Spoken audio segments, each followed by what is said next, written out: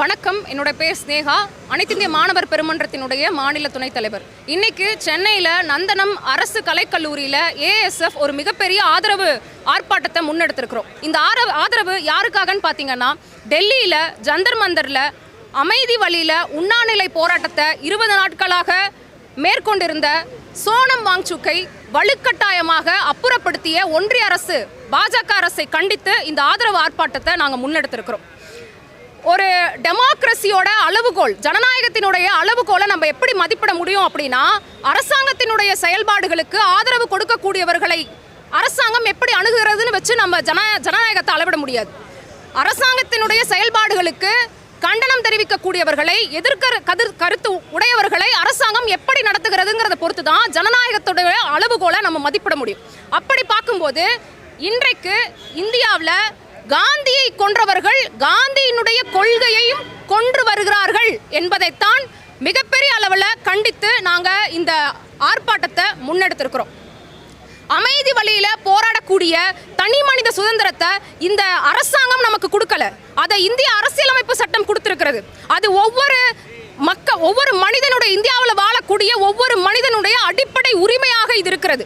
ஆனால் அப்படிப்பட்ட அடிப்படை உரிமையின் வாயிலாக, இந்திய அரசியலமைப்பு கொடுத்த உரிமையின் வாயிலாக ஒரு அமைதியான போராட்டத்தை மேற்கொள்ளும் பொழுது இந்த இடத்துல ஒன்றிய அரசு என்ன செஞ்சிருக்கணும்?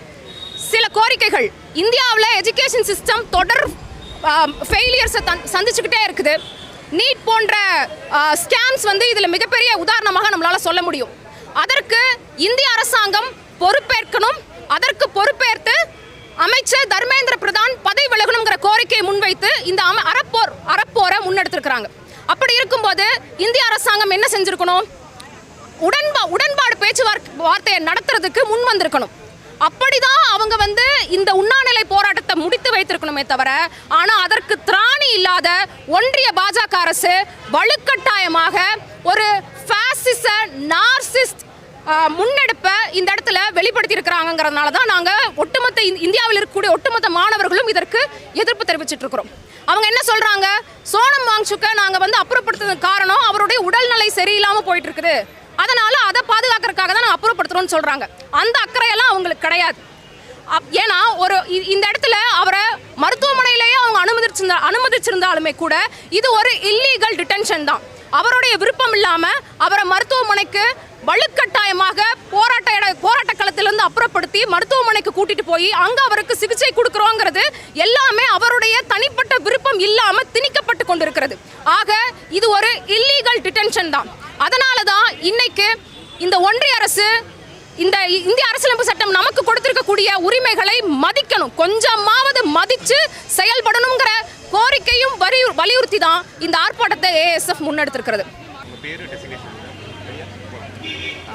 This is Advocate Sneha from All India Student Federation.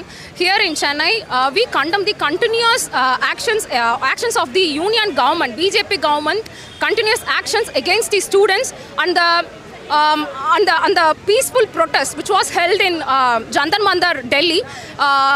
In that Sonam Wangchuk, who underwent to the peaceful protest, he was forcefully removed from the protest place and was admitted to the hospital.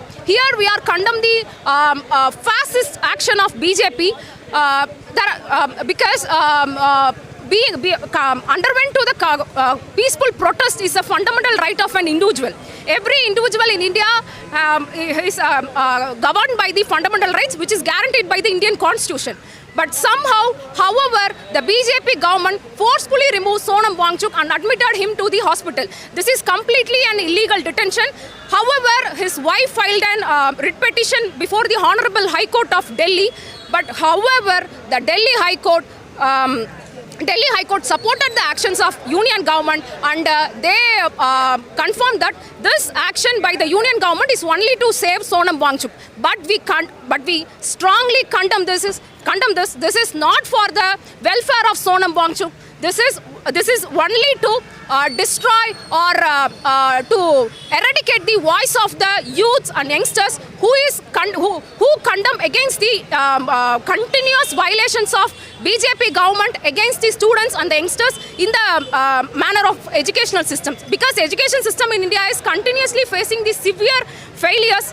So in order to take accountability and responsibility for the continuous educational failures, union government, BJP government has to show the transparency and has to show their accountability for the continuous educational system failures. This is our demand of the protest which was underwent in the Jantar Mantar. In order to support the protest underwent in the Jantar Mantar, we organize a protest in Tamil Nadu in order to support the youngsters who are underwent to the protest in Delhi. Thank you. This is Advocate Sneha from All India Student Federation.